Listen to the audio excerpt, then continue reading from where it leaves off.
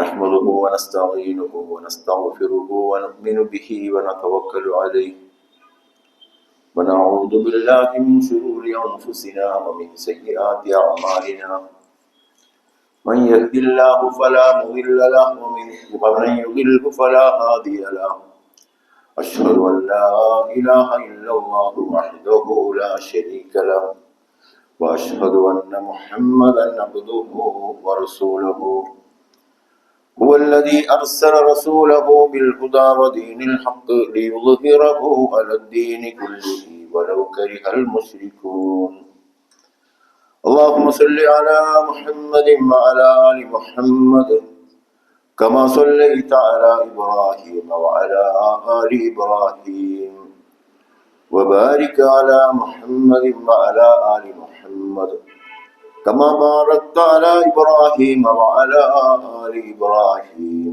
في العالمين إنك حميد مجيد أما بعد فإن خير الحديث كتاب الله وخير الهدي هدي محمد صلى الله عليه وسلم وشر الأمور محدثاتها وكل محدثة بدعة وكل بدعة ضلالة إن أريد إلا الإصلاح ما استطعت وما توفيقي إلا بالله عليه توكلت وإليه أنيب رب اشرح لي صدري ويسر لي أمري واحلل عقدة من لساني يفقهوا قولي أيها الإخوان والأخوات أوصيكم وإياي أولا بتقوى الله أعوذ بالله السميع العليم من الشيطان الرجيم بسم الله الرحمن الرحيم ومن الناس من يعبد الله على حرف فإن أصابه خير اطمأن به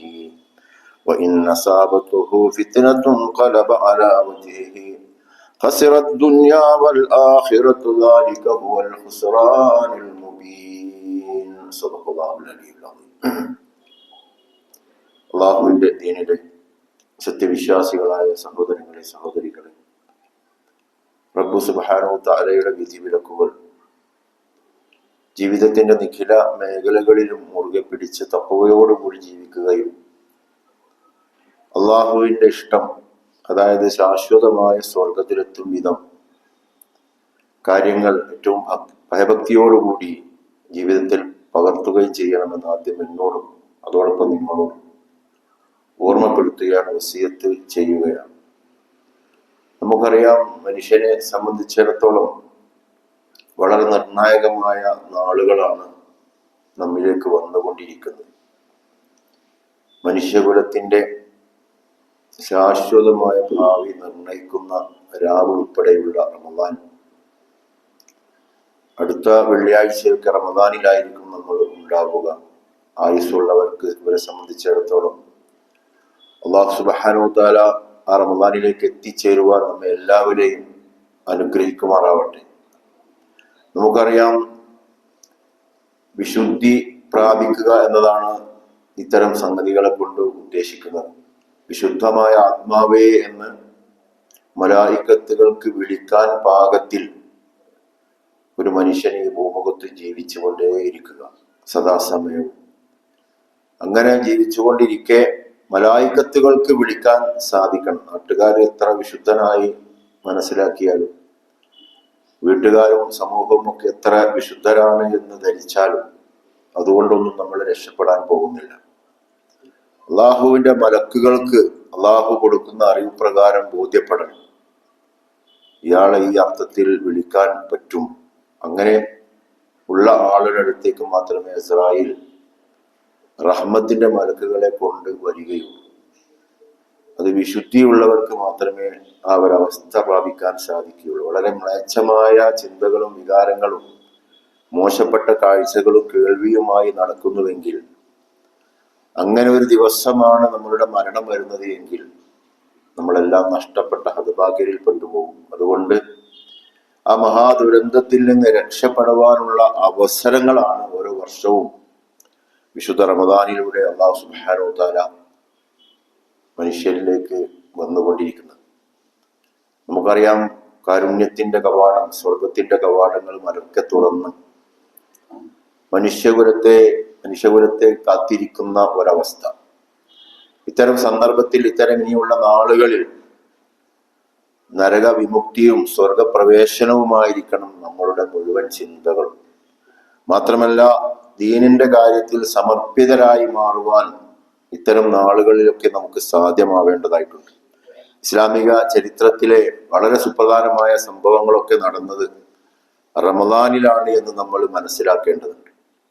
ഇസ്ലാമിന് വേണ്ടി പ്രവർത്തിച്ചതിന്റെ പേരിൽ വളരെ ഭീകരമായ മക്കയിൽ ഭരണകൂടം, ഭരണാധികാരികളും അധികാരികളും ഒക്കെ പ്രവാചകനെയും സംഘത്തെയും ഇസ്ലാമികമായ മൂല്യങ്ങൾ ഉയർത്തിപ്പിടിച്ചു ജീവിതത്തിന്റെ മുഴുവൻ മേഖലകളിൽ. അതിന്റെ പേരിൽ അവർ പുറത്താക്കപ്പെടുകയാണ് ചെയ്തത്. അങ്ങനെ പ്രവാചകൻ തിരിച്ചുപോയി മദീനയിലെത്തി തിരിച്ചു വരുന്ന രംഗം മക്കം ഫതഹ് എന്ന പേരിൽ നമ്മൾ കേട്ടിട്ടുണ്ട്. അത് വിശുദ്ധ റമദാനിലാണ് എന്നാണ് ചരിത്രം പറയുന്നത്. അതുപോലെ തന്നെ പല സന്ധികൾ പ്രവാചകൻ ഉണ്ടായിട്ടുണ്ട്. ഹുദൈബിയ സന്ധി മുതൽ അതുപോലുള്ള മറ്റ് അഖബ ഉടമ്പടികൾ, അതും നടന്നത്, 2 അഖബ ഉടമ്പടികളും നടന്നത് റമദാനിലാണ് എന്നൊക്കെ പറയപ്പെടുന്നു ചരിത്രം.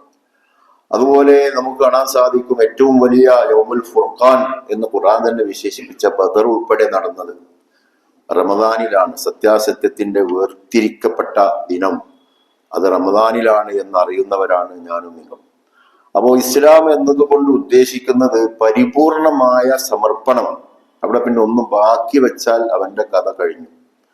ഈ ഒരു സത്യം അത് മനസ്സിലാക്കുവാനും ഇനി സംശയം വല്ലതും ഉണ്ടെങ്കിൽ അത് നിവാരണം ചെയ്യുവാനുമാണ് നമ്മളുടെ ഈ ആയുസ് നമ്മൾ ഉപയോഗപ്പെടുത്തേണ്ടത്.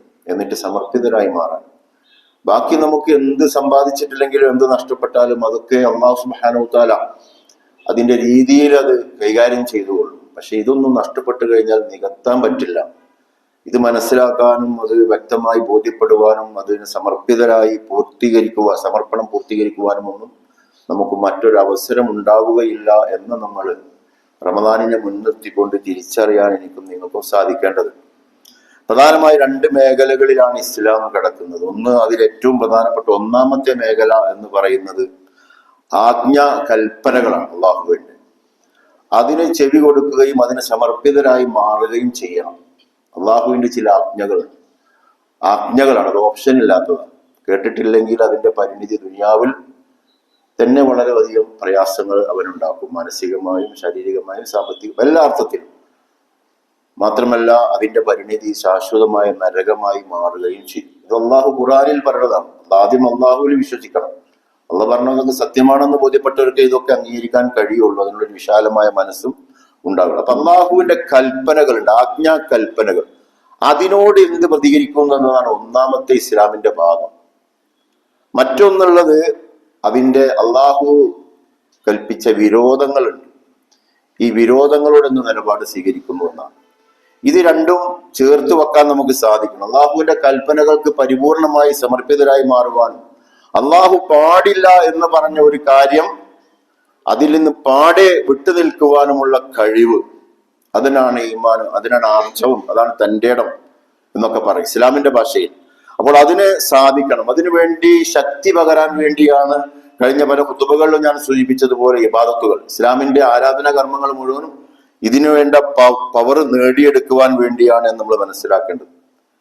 നമുക്കറിയാം, നമസ്കാരവും അതുപോലെ ഷഹാദത്തുൽ ഹക്കും, നമസ്കാരവും സക്കാത്തും ഹജ്ജും ഒക്കെ കൽപ്പനകളാണ്, ചെയ്യേണ്ട കാര്യങ്ങൾ. കർമ്മരംഗത്ത് അത് കൊണ്ടുവരണം, പ്രായോഗികമാക്കാൻ നമുക്ക് സാധിക്കും. ശരീരവും സമ്പത്തും അതിന് സമർപ്പിതരായി മാറാൻ സാധിക്കേണ്ടതുണ്ട്. അതേപോലെ തന്നെ നോമ്പിനെ 2 തലങ്ങളും ഉൾക്കൊള്ളുന്ന ഭാഗമാണ് ഈ തലങ്ങളൊക്കെ ഇസ്ലാം റമദാനിലുണ്ട്. അതിന്റെ പുറമെ അല്ലാഹു സുബ്ഹാനഹു വ തആല ഹലാൽ ഹറാമുകളിൽ നിന്ന് മാറി നിൽക്കുവാനുള്ള പ്രത്യേകമായ പരിശീലനം അത് ആജ്ഞകൾ കേട്ടവരോടാണ് കൽപ്പിച്ചിരിക്കുന്നത്. ആജ്ഞകൾക്ക് വിധേയപ്പെട്ട ആളുകളോടാണ് നോമ്പ് പറഞ്ഞിരിക്കുന്നത്. നമസ്കാരം നോമ്പൊക്കെ അവരോടാണ് അള്ളാഹു കൽപ്പിച്ചിരിക്കുന്നത്. ഈ ആജ്ഞകൾക്ക് വരാത്തവൻ അവന്റെ ആചാരപരമായി അതേപോലെ തന്നെ അവന്റെ പാരമ്പര്യമായി കിട്ടിയ രീതിയിൽ നോമ്പ് നോൽക്കുമെന്ന് പ്രവാചകൻ തന്നെ പഠിപ്പിക്കുന്നുണ്ട്. എത്രയെത്ര നോമ്പുകാർ അവരുടെ സമുദായത്തിൽ നൊയമ്പുകൾ നോൽക്കുന്ന ആളുകളുണ്ട്. അതേപോലെ തന്നെ മുസ്ലിം സമുദായത്തിലുണ്ട്, ഹൈന്ദവ സമൂഹത്തിലും ക്രൈസ്തവ സമൂഹത്തിലൊക്കെ ഒരു ആചാരങ്ങളുണ്ട്. ജനിച്ച അന്ന് ഒരു മാമോദിസ മുക്കുന്ന ആ രീതി, അതേപോലെ തന്നെ അത് കുറച്ച് മുന്നോട്ട് പോയി കഴിഞ്ഞാൽ ചില ചടങ്ങുകളും കാര്യങ്ങളൊക്കെ ഉണ്ട്. വിവാഹ വേളയിൽ ചില മത ചടങ്ങുകളൊക്കെ ഉണ്ട്. അതൊക്കെ കഴിഞ്ഞ് അങ്ങനെ മുന്നോട്ട് പോയി കഴിഞ്ഞാൽ അവർക്ക് മരണവേളയിലൊക്കെ ഉൾപ്പെടെയുള്ള അതൊക്കെ ഓരോ മതത്തിനനുസരിച്ചാണ്. മുസ്ലിം സമുദായവും അങ്ങനെ ധരിച്ചു വെച്ചിട്ടുണ്ട്. എന്താണ്, ജനിക്കുമ്പോൾ അങ്ങനെ ഒരു ബാങ്കു വെക്കാമത്വമാണെന്നുള്ളൂ. മമൂദിസക്ക് പകരം കുറച്ച് കഴിഞ്ഞാൽ ഒരു സുന്നത്ത് കഴിക്കലുണ്ട്. കുറച്ച് കഴിഞ്ഞ ഒരു കല്യാണ സമയത്ത് ഉസ്താദും പള്ളിയൊക്കെ ആയിട്ട് വന്നിട്ട് ഒരു നിക്കാഹ് കഴിക്കലുണ്ട്. അത് കഴിഞ്ഞാൽ പിന്നെ എന്താണ്, ഖബറടക്കാണ് പിന്നുള്ളത്. അങ്ങനെയുള്ള ഒരു ഇതോടുകൂടി മുസ്ലിം ഇസ്ലാം പൂർത്തിയായി. പിന്നെ ആര് ഇസ്ലാമിന് വേണ്ടി ഷഹാദത്തുൽ ഹഖ് നടത്തണോ, അതേപോലെ ജമാഅത്ത് ഇസ്ലാമിക നമസ്കാരം ഇവിടെ ഇഖാമത്ത് ചെയ്യണോ, അതേപോലെ തുടങ്ങിയ സക്കാത്ത് ഇവിടെ സംസ്ഥാപിക്കേണ്ടതുണ്ടോ, അതേപോലെ തന്നെ ഓരോ സംഗതിയും ഹജ്ജ് കൊണ്ടൊക്കെ എന്താണോ താല്പര്യപ്പെടുന്നത് അതിവിടെ ലോകതലത്തിൽ തന്നെ സ്ഥാപിക്കൽ മുൽക്കിലാ ശരീക്കൽ ലോകതലത്തിൽ തന്നെ സ്ഥാപിക്കപ്പെടേണ്ടതുണ്ടോ എന്നതൊന്നും അതൊന്നും അതൊക്കെ പറയുക എന്ന് പറയുന്നത് ഭീകരവാദമാണ്, അത് തീവ്രവാദം, അത് ചില മൗദൂദിസമാണ് എന്നൊക്കെയാണ് പറയുന്നത്. അപ്പൊ ആ രീതിയിൽ അപ്പൊ ഇതിൽ സത്യം എന്താണ്, യാഥാർത്ഥ്യം എന്താണ്? ഇത് രണ്ടു വാദങ്ങളാണല്ലോ. അങ്ങനെ കണ്ട് പോയാൽ തന്നെ സ്വർഗം കിട്ടുന്നുണ്ടെങ്കിൽ പിന്നെ അത് മതിയായിരുന്നല്ലോ. പിന്നെന്തിനാ നമ്മളിങ്ങനെ വെറുതെ കഷ്ടപ്പെട്ടത്? റസൂലും സഹാബികളും മക്കം ഫത്തവും ഇതേ പറഞ്ഞതുപോലുള്ള ഒരുപാട് സംഗതികളുടെ ബദറും മുഹദൊക്കെ നടത്തിയത് എന്തിന്? ഇതൊരു ചോദ്യമാണ്. എന്തിനാണ് റസൂൽ അങ്ങനെ ചില വേണ്ടാത്ത കുറെ പരിപാടികൾ, മദ്യവും വ്യഭിചാരമൊക്കെ നിർത്തലാക്കുന്ന സംഗതികളും? അതുകൊണ്ട് റമദാനിനെ മുൻനിർത്തിക്കൊണ്ട് ചില അടിസ്ഥാനങ്ങൾ പഠിക്കാൻ, ഈ അടിസ്ഥാനങ്ങൾ പഠിക്കാതെ റമദാനിലേക്ക് പോയാൽ വലിയ നഷ്ടമാണ്. നമ്മൾക്ക് ഈ റമദാനും നഷ്ടപ്പെടാൻ പോവുകയാണ്. അതോടുകൂടി ഈ അടിസ്ഥാനങ്ങൾ, അതുകൊണ്ടാണ് അതിന്റെ അടിസ്ഥാനങ്ങൾ കാര്യങ്ങൾ എന്ത് ചെയ്യണം, പഠിക്കേണ്ടതുണ്ട്. എന്നിട്ട് ഹറാമു ഹലാലു അള്ളാഹുവിനാണെന്ന് പ്രായോഗികമായി സമ്മതിച്ചു കൊടുക്കണം. ഇതാണ് നോമ്പ്. നോമ്പ് എന്ന് പറഞ്ഞാൽ നോമ്പ് അള്ളാഹ് ഒരു ഇറക്കി വെള്ളം കുടിക്കരുത് എന്ന് പറഞ്ഞാൽ കുടിക്കരുത്.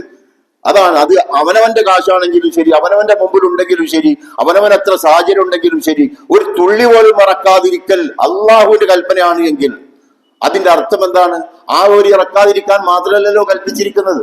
അള്ളാഹു ഹറാമാക്കിയ ഒരുപാട് കാര്യങ്ങൾ ഉണ്ടല്ലോ. ആ കാര്യങ്ങളിൽ അത് പ്രയോഗവൽക്കരിക്കാൻ വേണ്ടിയിട്ടാണ്. ഒരു ട്രെയിനിങ് നടത്തുന്നത് എന്തിനാ? ഒരു രാഷ്ട്രം ഒരു ട്രെയിനിങ് കൊടുക്കുന്നത് എന്തിനാണ്? പല യുദ്ധസന്നാഹങ്ങളോ സന്ദർഭം വരുമ്പോൾ അത് ഉപയോഗപ്പെടുത്താൻ വേണ്ടിയിട്ടാണ്.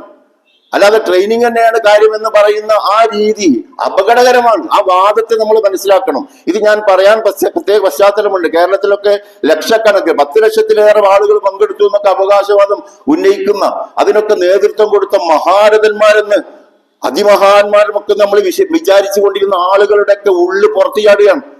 ഇത്തരം സന്ദർഭത്തിൽ വന്ന് ഇലക്ഷനൊക്കെ മുൻനിർത്തിക്കൊണ്ട് അവർ രാഷ്ട്രീയത്തിലൊന്നും കടത്തില്ല എന്ന് പറഞ്ഞിട്ട് പ്രത്യേക സന്ദർഭം ഉപയോഗപ്പെടുത്തിക്കൊണ്ട് ഈ ഇത്തരം ആശയങ്ങളെ, ഇസ്ലാമിനെയും ഇസ്ലാമിക മൂല്യങ്ങളെയും മറ്റു മതങ്ങളൊക്കെ ആ അർത്ഥത്തിൽ ആശയം പറയുന്നത് പോലെ, കമ്മ്യൂണിസ്റ്റുകാരൻ കമ്മ്യൂണിസം പറയുന്നത് പോലെ, ഹൈന്ദവവാദികൾ അവരുടെ ഇസം പറയുന്നത് പോലെ ഇസ്ലാമിസം ഒരിക്കലും പറയാൻ പാടില്ല. അതിങ്ങനെ ആചാരത്തിലും അനുഷ്ഠാനത്തിലും ഒതുക്കി കൊണ്ടു നടക്കുക എന്നതല്ലാതെ രാജ്യത്തിന്റെ വിഷയത്തിലോ മേധാവിത്വത്തിന്റെ ആധിപത്യത്തിന്റെ വിഷയത്തിലൊന്നും അത് മിണ്ടാൻ പാടില്ല എന്ന ആ വാദം തന്നെ ഇപ്പോഴും ഉന്നയിച്ചു കൊണ്ടിരിക്കുന്ന, അതിനെ പിന്തുണച്ചവരൊക്കെ വഴിതെറ്റിപ്പോയിരിക്കുന്നു എന്ന് പറയുന്ന ഒരവസ്ഥയുണ്ട് എങ്കിൽ ഏതാണ് സത്യം? ഇതിൽ യാഥാർത്ഥ്യം എന്നിട്ട് എവിടെ ഖുർആൻ ഈ കാര്യത്തിൽ എവിടെ നിൽക്കുന്നു? പ്രവാചകൻ എവിടെ നിൽക്കുന്നു? അത് വേറെ ഏതോ കുട്ടികളുടെ കാര്യമാണെന്ന് പറഞ്ഞ് അതൊന്നും മനസ്സിലാക്കാനും പഠിക്കാനും ഇടപെടൽ നടത്താതിരിക്കാനും പോയി കഴിഞ്ഞാൽ നമ്മളുടെ കഥയും കഴിയും. നമ്മൾ മനസ്സിലാക്കേണ്ടത്, ഇങ്ങനെ ഒരു വാദം സംഗതി നടന്നിട്ട് നീ എവിടെയായിരുന്നു എന്ന് അല്ലാഹു സുബ്ഹാനഹു വ തആല ചോദിക്കും. ഇതിന് സത്യത്തോടു കൂടെ നിന്ന് യഥാർത്ഥ സത്യം മനസ്സിലാക്കി അതിനെ പ്രതിരോധിക്കുവാൻ നീ പണിയെടുക്കുക. ഷഹാദത്തുൽ ഹഖിന്റെ മാർഗത്തിൽ ഈമാനോടുകൂടി അടിയുറച്ച് നിൽക്കുന്നില്ല എങ്കിൽ വിശുദ്ധമായ ആത്മാവെന്ന് വിളിക്കപ്പെടില്ല. അതാണ് വിഷയം. അവിടെയാണ് വിഷയം വരുന്നത്. അത് എന്നും സംഭവിക്കാലോ. അതുകൊണ്ട് നോമ്പ് എന്ന് പറയുന്നത് ഈ ആധികാരിക കൽപ്പനകളെയും അള്ളാഹുവിന്റെ വിധിവിലക്കുകളെയും അതിൽ ഏറ്റവും പ്രധാനപ്പെട്ട ഹറാം ഹലാലുകളെയും നിർണയിക്കുവാനുള്ള അധികാരം, അവകാശം അത് റബ്ബുൽ ആലമീനായ തമ്പുരാനാണ്. എന്റെ ശരീരത്തിന്റെ കാര്യത്തിലും ഈ സമൂഹത്തിന്റെ കാര്യത്തിലും കുടുംബത്തിന്റെ കാര്യത്തിലും ഒക്കെ ഹലാൽ ഹറാം അവിടെയൊക്കെ നോമ്പുണ്ടല്ലോ. അവിടെയൊക്കെ നോമ്പുണ്ട്. ആ നോമ്പ് സ്ഥാപിക്കപ്പെടുകയും ആ കുടുംബത്തോടൊപ്പം അത് അനുഷ്ഠിക്കുകയും ചെയ്യും. അതുകൊണ്ട് ഈ 2 തലങ്ങൾ ഒന്നിച്ച് ഒരുപോലെ വരുന്നത് കൊണ്ടാണ് നോമ്പിനെ കുറിച്ച് പ്രവാചകൻ പറഞ്ഞു, അസ്സൗമില്ലി, നോമ്പ് എനിക്കുള്ളതാണ്. ഇല്ല സൗമ്, മറ്റെല്ലാ കാര്യങ്ങളും അതുപോലെയല്ല എന്ന് പറഞ്ഞുകൊണ്ടാണ് ഇല്ല സൗം, നോമ്പൊഴികെ എന്നിട്ട് നോമ്പിനെടുക്കുകയാണ്. അസ്സൗമില്ലി, അത് എനിക്കുള്ള, ഫഇന്നഹുലി, അത് എനിക്കുള്ളതാണ്. ഞാനാണ് അതിന്റെ പ്രതിഫലം നിർണ്ണയിക്കുന്നത്. അത്രത്തോളം ഗൗരവമുള്ള വിധി നിർണ്ണയിക്കുന്ന ബദർ ഉൾപ്പെടെ മുൻനിർത്തിയ ഈ റമദാനിനെ മുൻനിർത്തിക്കൊണ്ട് നമ്മൾ കാര്യങ്ങൾ മനസ്സിലാക്കേണ്ടതുണ്ട്. അഹ്ലുസുന്നത്തിന്റെ അടിസ്ഥാനത്തിലുള്ള ഒരു അൽ ജമാഅത്ത് പണിയലാണ്. അതാണ് ഇസ്ലാമിന്റെ കൽപ്പന. പ്രവാചകന്റെ മാതൃക അതിലാണ്. എന്നിട്ട് പ്രവാചകന്റെ സ്ഥാപിച്ചു തന്ന് പോകുമ്പോൾ പറഞ്ഞു, ഇതാ ഞാൻ നിങ്ങൾക്ക് എന്റെ കിതാബും എന്റെ സുന്നത്തും ഇതാ, ഇതിനെ നിങ്ങൾ ആരെങ്കിലും മുറുകെ പിടിക്കുന്നുവെങ്കിൽ, എന്റെ ജീവിതചര്യ എന്നാണ് സുന്നത്ത്. ഹദീസ് ഗ്രന്ഥങ്ങളല്ല പറഞ്ഞത്, ഗ്രന്ഥങ്ങളല്ല, പ്രവാചകൻ കാണിച്ചു തന്ന ജീവിത മാതൃകകൾ. ഓരോരോ മേഖലയിലും എങ്ങനെയാണ് പ്രവാചകൻ ഇടപെട്ടത് എന്ന മാതൃകകളാണ് പ്രവാചകന്റെ സുന്നത്ത് എന്ന് പറയുന്നത്. അത് ഞാനിവിടെ ഇട്ടേച്ചു പോയിട്ടുണ്ട്. അത് നിങ്ങൾ ലോകരാജ്യങ്ങൾ, ലോകക്രമങ്ങളിൽ ഉൾപ്പെടെ, നിങ്ങളുടെ വീടും വ്യക്തിപരമായ കാര്യങ്ങളും കുടുംബവും, അത് കഴിഞ്ഞ് ലോകക്രമം ഉൾപ്പെടെ ആ ഒരു മാതൃക നിങ്ങൾ മുറുകെ പിടിച്ചു കഴിഞ്ഞാൽ ഒരിക്കലും നിങ്ങൾ വഴിതെറ്റുകയില്ല. ഇതിൽ നേരത്തെ പറഞ്ഞ കുറച്ച് ആചാരങ്ങളും അനുഷ്ഠാനങ്ങളും മതി എന്ന് പറയുമ്പോൾ ഏതോ ഒന്നാണല്ലോ ശരി. ആ ശരിയെ നമ്മൾ അള്ളാഹുവിനെ മുൻനിർത്തി തേടാൻ എനിക്കും നിങ്ങൾക്കും സാധിക്കേണ്ടതുണ്ട്. മാത്രമല്ല, അള്ളാഹുവിന്റെ വിലക്കുകളിൽ നിന്ന് പൂർണ്ണമായി മാറി നിൽക്കുവാനെങ്ങാനും സാധ്യമല്ല എങ്കിൽ നേരത്തെ സൂചിപ്പിച്ച വിശുദ്ധമായ ആത്മാവേ എന്ന് വിളിക്കപ്പെടുന്നിടത്ത് നമ്മൾ തടയപ്പെടും. അതോടുകൂടി നമ്മൾക്ക് പിന്നെ വേറൊരു രക്ഷയില്ല. വിശുദ്ധി പ്രാപിക്കുവാൻ വേറൊരു ജന്മമോ വേറൊരു റമദാനോ നമ്മളിലേക്ക് വരികയില്ല. ഇതാണ് സത്യം. ഇത് ഞെട്ടിക്കുന്ന സത്യമാണ്, ബോധം കെടുമാറുള്ള സത്യമാണ്. ഇതാണ് പർവ്വതങ്ങൾ പേടിച്ചത്. ഈ ഖുർആൻ എങ്ങാനും പർവ്വതത്തിന്റെ മുകളിൽ ലൗ അൻസൽനാ ഹാദൽ ഖുർആന അലാ ജബലിൻ എന്ന് പറഞ്ഞപ്പോൾ അല്ലാഹു പറയുന്നുണ്ട്. ഇതൊക്കെ കേട്ടതാണ്. പക്ഷെ എന്താണ് ഈ ഖുർആൻ എന്ന് വ്യക്തമായി ചിന്തിക്കുന്നവർക്കൊന്ന് പറഞ്ഞു കൊടുക്കാൻ വേണ്ടിയാണ്. ഇത് കേൾക്കലും കേൾക്കാതിരിക്കലും ഒരുപോലെയല്ല. പ്രവാചകൻ പറയുന്നത് നോക്കൂ നിങ്ങൾ, ദേഷ്യം, സ്നേഹം, കാരുണ്യം, ആഗ്രഹം, അഭിലാഷം, വികാരം, വിചാരങ്ങളെ മുഴുവനും അള്ളാഹുവിന് വിട്ടുകൊടുക്കുന്ന പ്രവർത്തനമാണ് ഇസ്ലാം, നോമ്പ് എന്ന് പറയുന്നത്. ഇതുപോലെ നമുക്കൊരുപാട് വികാരങ്ങൾ ഉണ്ടാവും, പക്ഷെ പറ്റില്ല മോനെ. നമുക്കൊരുപാട് വിചാരങ്ങൾ ഉണ്ടാവും, അതിലേക്കൊന്നും പോകാൻ പറ്റില്ല മോനെ. നമുക്കൊരുപാട് ആഗ്രഹങ്ങളുണ്ട്, നമ്മുടെ ശരീരത്തിനും നമ്മുടെ ഇച്ഛകൾക്കും ഒരുപാട് ആഗ്രഹങ്ങൾ. പറ്റില്ല മോനെ. ആരെ പറഞ്ഞില്ല? അള്ള പറഞ്ഞു. ഇതെന്താ അതിവിടെ പറയാൻ പാടില്ലേ? ഇതെല്ലാ മേഖലയിലും പറയാൻ പാടില്ലേ? നമുക്ക് എന്തോ നമ്മുടെ വ്യക്തിപരമായ കാര്യങ്ങളിൽ മാത്രമേ പറയാൻ പാടുള്ളൂ? അള്ള പറഞ്ഞ പോവാൻ പാടില്ല എന്നതിന് നോമ്പ് തെളിവല്ലേ, നമസ്കാരം തെളിവല്ലേ, സക്കാത്ത് തെളിവല്ലേ, ഹജ്ജ് തെളിവല്ലേ? അള്ള പറയാൻ പാടില്ല. ഇത് എല്ലാ ഭാഗത്തും അത് ബാധകമാക്കാൻ വേണ്ടിയിട്ട് എന്നല്ല ഇത് പറയണത് എന്ന് ചോദിക്കുവാനുള്ള ഒരു തന്റെ ഇടം, ഒരു വിവരവും, അതിലുള്ള കുറച്ച് ആയത്തുകളും പഠിച്ചെടുക്കാൻ ഇതിന്റെ ഒക്കെ തിരക്കിന്റെ ഇടയിൽ നമുക്ക് സമയം കിട്ടുക. അതുകൊണ്ടാണ് റസൂൽ സാഹിബ് പറഞ്ഞത്, മൻ അഹബ്ബലില്ലാഹി, അല്ലാഹുവിന് വേണ്ടി ഇഷ്ടപ്പെടുന്നു, തന്റെ ഇഷ്ടം മുഴുവൻ അള്ളാഹ്ക്ക് വിട്ടുകൊടുത്തവൻ. പറ്റൂലെങ്കിൽ പറ്റൂല എന്ന് പറയാ, സ്വാതന്ത്ര്യമുണ്ട്. ഇപ്പൊ സ്ഥാപനത്തെ പറ്റി പറഞ്ഞതുപോലെ ഒരു സ്ഥാപനത്തിലേക്ക് നിങ്ങൾ വരണം എന്നത് നിർബന്ധമല്ല. നിങ്ങൾക്ക് വേണേ വന്നാൽ മതി. വന്നാ നിയമം പാലിക്കണം, അതൊരു വ്യവസ്ഥയാണ്. നിങ്ങൾ വന്ന് സ്ഥാപനത്തിൽ ജോലി ഏറ്റെടുക്കുന്നുവെങ്കിൽ നിങ്ങൾ എന്ത് ചെയ്യണം? ആ നിയമം പാലിക്കണം. മുസൽമാനോട് ഇത് പറയുന്നുള്ളൂ, നിന്റെ ഇഷ്ടം എനിക്ക് വേണ്ടി വിട്ടുതരണം. വേറെ മനുഷ്യരോടൊന്നും പറയണില്ല. അത് ഇതിന്റെ അകത്തും പുറത്തും പറയാനുള്ള അനുവാദമുണ്ട്. വിശ്വാസികളുടെ അടുത്തൊക്കെ മാത്രമല്ല, അതില്ലാത്തടത്തും പോയി പറയേണ്ടതുണ്ട്. ഇങ്ങനൊരു അവസരം ഉണ്ട്. അത് റസൂല് പറഞ്ഞിട്ടുണ്ട്. റോമിലും പേർഷ്യയിലൊക്കെ നേരത്തെ പറയുന്നത് പോലെ പോയി പറഞ്ഞിട്ടുണ്ട് റസൂൽ. അവിടേക്കൊക്കെ എത്തിച്ചിട്ടുണ്ട്. ഇതെങ്ങനെ ഇത് ഇവിടെ പറ്റില്ല എന്ന് പറയാൻ എന്താ? അത് ആരാണ് അതിന് പഠിപ്പിച്ചു കൊടുത്തത്? അതൊന്നും ദീനല്ല എന്ന് പറയാൻ. അവനവന്റെ ഈമാൻ കളഞ്ഞു കുളിച്ചുകൊണ്ട്, നരകം സ്വർഗം കളഞ്ഞു കുളിച്ചുകൊണ്ട് വർത്തമാനം പറയുമ്പോ അത് പണ്ഡിതന്മാരാണ്, അവർ യോഗ്യരാണ് എന്ന് കരുതി നമ്മൾ തെറ്റിദ്ധരിച്ചു പോകരുത്. വിശുദ്ധ റമദാനിനെ മുൻനിർത്തിക്കൊണ്ട് ഈ ഫുർഖാൻ, ഇതിലേതാണ് ഫുർഖാൻ എന്ന് മനസ്സിലാക്കുവാൻ നമുക്ക് സാധിക്കണം. തന്റെ ഇഷ്ടത്തെ അള്ളാഹുവിന് വിട്ടുകൊടുക്കണം. നിന്റെ എന്താണ്? എന്റെ വെറുപ്പിനെ. ഞാനൊരു കാര്യം വെറുക്കുന്നുവെങ്കിൽ എന്റെ നാഥൻ വെറുത്തത് കൊണ്ട് മാത്രമാണ്, അതായിരിക്കണം. ഞാനൊരു കാര്യം ഇഷ്ടപ്പെടുന്നുവെങ്കിൽ എന്റെ റബ്ബത് കാരണം വേറൊരുത്തിനും ഉണ്ടാവൂല. ഈ ശരീരം പോലും എന്റെ കൂടെ ഉണ്ടാവൂല. ഈ ശരീരം പോലും എന്നെ വിട്ടേച്ചു പോവും. വേറെ സ്വത്തും പണവും അതേപോലെ നാടും വീടും സംഘവും സംഘടനയും ഒന്നും ഉണ്ടായിട്ട് ഒരു കാര്യമില്ല. അവിടെ എന്റെ നാഥനുണ്ട്. ഈ ഒരു ബോധമാണ്. അതുകൊണ്ടാണ് ഞാൻ വെറുക്കുന്നത്. എന്തുകൊണ്ട്? അതിന് നിബന്ധനയുണ്ട്. അള്ള വെറുത്തത് കൊണ്ട് ഞാൻ വെറുത്തിരിക്കും. പിന്നെ അത് വെറുക്കണ്ടെന്ന് നിങ്ങളാരും പറഞ്ഞിട്ട് കാര്യമില്ല. കാരണം നിങ്ങളല്ല അത് തീരുമാനിക്കേണ്ടത്. അതാണ് നോമ്പ് നമ്മളോട് പറഞ്ഞുകൊണ്ടിരിക്കുന്നത്. നൽകും, ഞാൻ നൽകും. എന്തുകൊണ്ട് നൽകും? അള്ളാഹു എന്റെ റബ്ബ് അത് നൽകാൻ പറഞ്ഞിട്ടുണ്ട്. അതുകൊണ്ട് ഞാൻ നൽകിയിരിക്കും. അതാണ് ഇസ്ലാം. അതേപോലെ തന്നെ ഞാൻ തടയും. എന്തുകൊണ്ട് തടയും? എന്റെ ഇഷ്ടത്തിനല്ല, എന്റെ റബ്ബ് അത് പറഞ്ഞിട്ടുണ്ട്. റബ്ബിൻ്റെതാ സകലതും. ഞാനത് മനസ്സിലാക്കുന്നു. നിങ്ങൾക്കത് തിരിഞ്ഞാലും ശരി, തിരിഞ്ഞിട്ടില്ലെങ്കിലും ശരി, ഇതെന്റെ റബ്ബിൻ്റെതാ. ഇവിടെ ഉള്ള മുഴുവനും, പ്രപഞ്ചം മുഴുവനും എന്റെ റബ്ബിൻ്റെതാ. അതുകൊണ്ട് തടയാനുള്ളത് ഞാൻ തടയും. കാരണം എന്തുകൊണ്ട്? റബ്ബ് അത് പറഞ്ഞിട്ടുണ്ട്. ഇത് ഇസ്ലാമിൽ തന്നെയല്ലേ? ഇത് പ്രത്യേക മേഖലയിലൊക്കെ പറയാൻ പാടില്ല എന്ന് പറയുമ്പോൾ നമ്മൾ എന്തവസ്ഥയിലാണ് ഖുർആന്റെ കാര്യത്തിൽ നമ്മളുടെ നിലപാട് എന്തായിരിക്കും? നമ്മളുടെ അവസ്ഥ എന്തായിരിക്കും? നമ്മളൊന്നും അറിഞ്ഞില്ലെങ്കിൽ ഒരു കുഴപ്പമില്ലാത്ത വിവരമാണോ ഇത്? നമ്മളൊന്നും നിലപാട് സ്വീകരിച്ചിട്ടില്ലെങ്കിൽ ഒരു കുഴപ്പമില്ലാത്ത ഒരു കാര്യമാണോ ഇത്? നമ്മൾ മനസ്സിലാക്കേണ്ടതാണ്. അല്ല, അള്ളാഹു സുബ്ഹാനഹു തആല വിടുകയില്ല. അതുകൊണ്ട് ഞാൻ തടയുക തന്നെ ചെയ്യും. അങ്ങനെ ആർക്കെങ്കിലും ഒരവസ്ഥ പ്രാപിക്കുവാൻ ഈ ഭൂമുഖത്ത് വെച്ച് ഏതെങ്കിലും കാലത്ത് എപ്പോഴെങ്കിലും സാധിച്ചാൽ അതിനെക്കുറിച്ച് പ്രവാചകൻ പറയുന്നു, ഫഖദ് ഇസ്തക്മലൽ ഈമാൻ, അവൻ ഈമാൻ പൂർത്തിയാക്കി. മറ്റത് പൂർത്തിയാകാതെ ഈമാനായിട്ട് നടക്കുമ്പോൾ വിശുദ്ധമായ ആത്മാവ് എന്ന് മലായിക്കത്തുകൾ വിളിക്കുകയില്ല. അതാണ് പ്രശ്നമുള്ളൂ, വേറെ പ്രശ്നമൊന്നുമില്ല.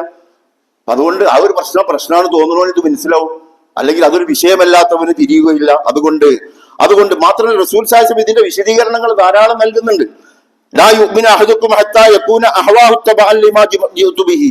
ഒരാളും അവൻ വിശ്വാസി ആവുകയേയില്ല, വിശ്വാസി ആവൂല എന്ന് അല്ലാഹുവിന്റെ റസൂൽ പറയാൻ. അവന്റെ ദേഹം ഇച്ഛ, അവൻ എന്താണോ അവന്റെ ഇച്ഛകൾ മുഴുവനും അള്ളാഹു ഞാൻ എന്താണോ കൽപ്പിച്ചത്, പ്രവാചകൻ എന്താണോ കൽപ്പിച്ചത്, അതിലേക്ക് വിധേയപ്പെടുത്തുന്നത് വരെ. എവിടൊക്കെ പ്രവാചകൻ എന്തൊക്കെ കൽപ്പിച്ചിട്ടുണ്ടോ അവിടെയൊക്കെ ബാധകം. ഇപ്പൊ നമ്മളൊരു കമ്പനി നടത്തുന്നുണ്ടെങ്കിൽ ഞാൻ വീണ്ടും അതന്നെ പറഞ്ഞു, അതിന്റെ ഒരു ഓണർ ഉണ്ട്. ആ ഓണർ എന്തൊക്കെ പറഞ്ഞിട്ടുള്ളതൊക്കെ കേൾക്കേണ്ടി വരും. പറ്റില്ലെങ്കിൽ കമ്പനി വിടാ. അതാണ് അവിടെ നിബന്ധന. അവിടെ കിടന്ന് കളിക്കാൻ നോക്കിക്കഴിഞ്ഞാൽ ആർജവുള്ള മുതലാളിയാണെങ്കിൽ ശക്തമായ നിലപാട് സ്വീകരിക്കും. അള്ളാഹു ആർജവുള്ള ഓണറാണ്, അതാണ് പരിശുദ്ധനാണ്.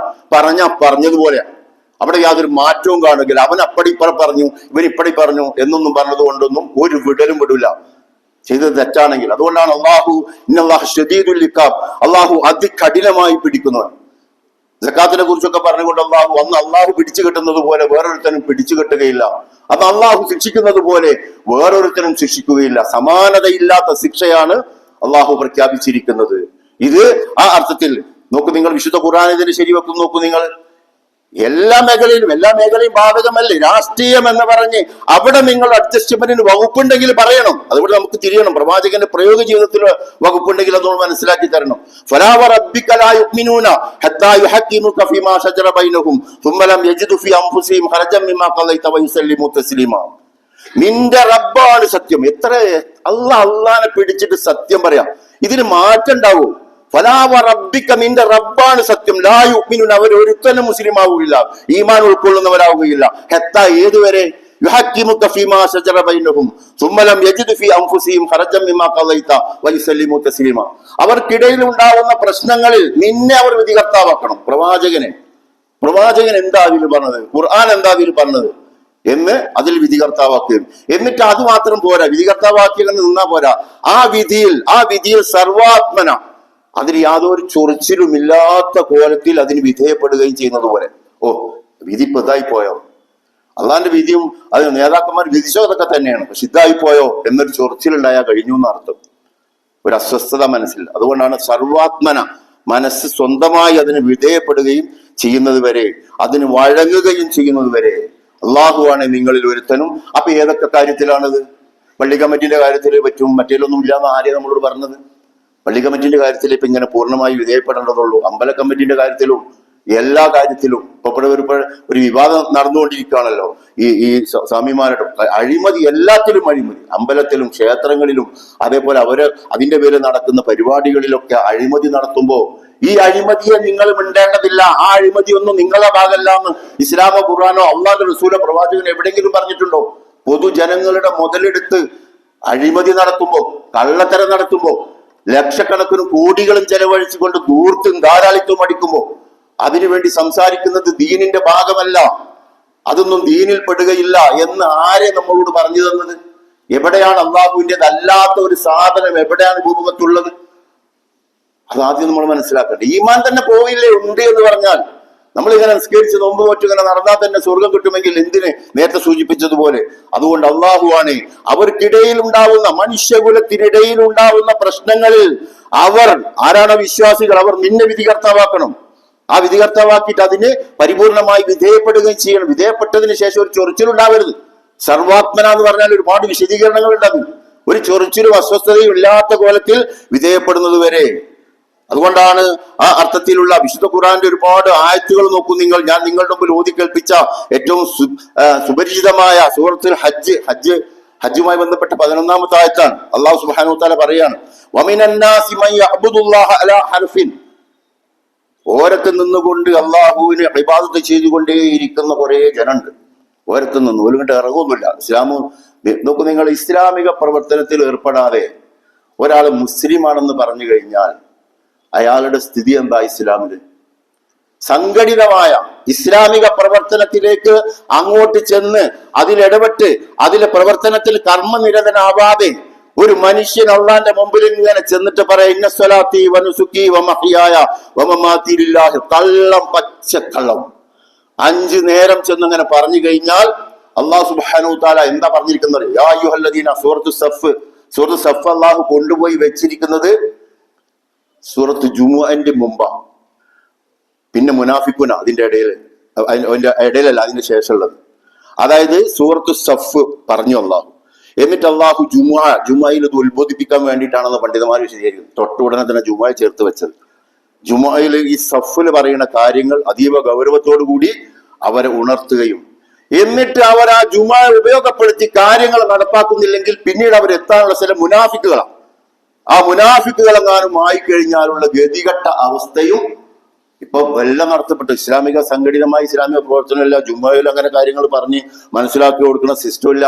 ഇസ്ലാമിന് വേണ്ടി പ്രവർത്തിക്കുക എന്ന് പറയുന്നത് തന്നെ ഒരു കൗതുകമായിട്ട് അത് വേണ്ടാത്ത പ്രവർത്തനങ്ങൾ ആരോ സംഘടിപ്പിക്കുന്നത് പോലെ അവതരിപ്പിച്ചുകൊണ്ട് ഇപ്പൊ അവസാനം എന്തായി മാറി? ഇസ്ലാം എന്ന് പറഞ്ഞാൽ അതിപ്പോ നിസ്കരിച്ചാലും കുഴപ്പമില്ല, നിസ്കരിച്ചില്ലേലും കുഴപ്പമില്ല, ഓൻ മുസ്ലിമാണ്. സക്കാത്ത് കൊടുത്താലും കുഴപ്പമില്ല, സക്കാത്ത് കൊടുത്തില്ലേലും കുഴപ്പമില്ല, ഷഹാദത്തുല്ലൊക്കെ നിർവഹിച്ചാലും കുഴപ്പമില്ല, നിർവഹിച്ചില്ലെങ്കിൽ ജൂതായുസം. അതാണ് ജൂതായുസം. ജൂതന്മാരിങ്ങനെ വാദിച്ചു കളഞ്ഞു, ഒരു കുഴപ്പമില്ല എന്നുള്ളത്. അതുകൊണ്ട് അള്ളാഹു സുബ്ഹാനഹു വ തആല പറയാണ്, ഓരത്ത് നിന്നുകൊണ്ട് അള്ളാഹുവിനെ ഇബാദത്ത് ചെയ്യുന്ന ഒരുപാട് ജനം ഈ ഭൂമുഖത്ത് ഉണ്ട്. തങ്ങൾക്ക് ഗുണകരമാണ്, വലിയ പ്രശ്നമൊന്നും ഇല്ലാത്തടത്തൊക്കെ അവർ അള്ളാഹുവിന് സംതൃപ്തരാണ്. അള്ളാഹിന്റെ കാര്യത്തിലാണ്. ഇത്രയൊക്കെ ആണെങ്കിൽ നമുക്ക് കുഴപ്പമില്ല. അതിന്റെ അപ്പുറം പറയാന്നുള്ളതൊന്നും ഇപ്പൊ നമുക്ക് പറ്റൂല സാഹിബേ എന്ന് തുറന്നു തന്നെ പറയും. നമുക്ക് പറ്റൂല സാഹിബ്. അള്ളാഹ് റസൂലും വന്നിട്ട് ഇപ്പൊ ഇനി മേഘക്കൂടി ചൂടി വരൂലല്ലോ. ആരോ ഇസ്ലാമിന്റെ കാര്യത്തിൽ നമ്മൾ ഉണർത്താൻ വന്ന് നമ്മളോട് പറയുമ്പോൾ അതൊന്നും നടക്കൂല സാഹിബേ, അപ്പടിയുണ്ട് ഇപ്പടിയുണ്ട് എന്ന് പറഞ്ഞിട്ട് അങ്ങനെ കുറെ ആളുകൾ ഭൂമുഖത്തുണ്ട്. അള്ളാഹുവിനെ അവർ ഇബാദത്ത് ചെയ്തുകൊണ്ടിരിക്കുകയും ചെയ്യുന്നുണ്ട് എന്ന് അള്ളാഹു സുബ്ഹാനഹു വ തആല പറയുകയും,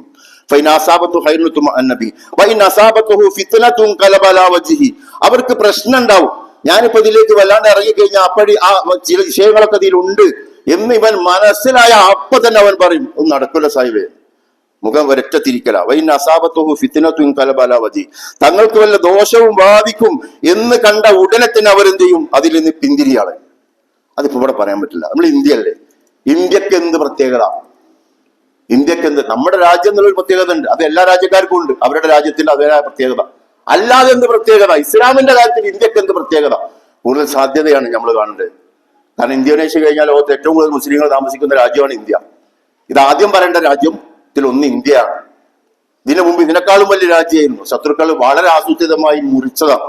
ഇന്ത്യ, പാകിസ്ഥാൻ, അഫ്ഗാനിസ്ഥാൻ, ബംഗ്ലാദേശ് എന്നൊക്കെ പറഞ്ഞിട്ട് അങ്ങോട്ട് കഷ്ണാക്കിയിട്ട് എന്ത് ചെയ്തു?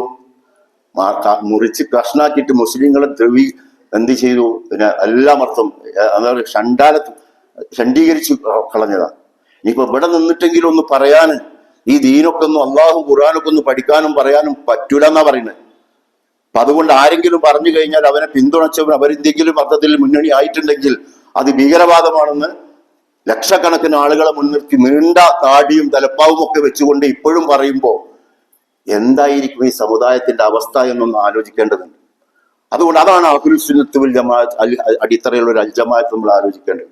നോമ്പിനെ മുൻനിർത്തി ഇതൊക്കെ നമ്മൾ സമുദായത്തിന്റെ അകത്ത് നിന്ന് നമ്മൾ ചിന്തിക്കുകയും പറയുകയും പഠിപ്പിക്കുകയും ചെയ്യുന്നില്ല എങ്കിൽ ഇപ്പൊ വെടിവെക്കുന്ന പരിശീലനങ്ങളാണ് നടത്തി. അതൊക്കെ ഇപ്പൊ പുറത്ത് സ്വകാര്യമായിട്ടൊക്കെ ഇപ്പൊ വെടിവെച്ച് കൊല്ലണ മുസ്ലിം സമൂഹത്തെ കൊല്ലുന്ന ചിത്രങ്ങളൊക്കെ മുമ്പൊക്കെ രഹസ്യമായിട്ട് ചെയ്തിരുന്നത്. ഇപ്പൊ പരസ്യമായിട്ട് മന്ത്രിമാരും മുഖ്യമന്ത്രിയും ഒക്കെയാണ് എന്ത് വെടിവെച്ച് കൊല്ലാനുള്ള സംഗതികൾ. ഇതൊക്കെ തന്നെ സംഭവിക്കാനുള്ളത്.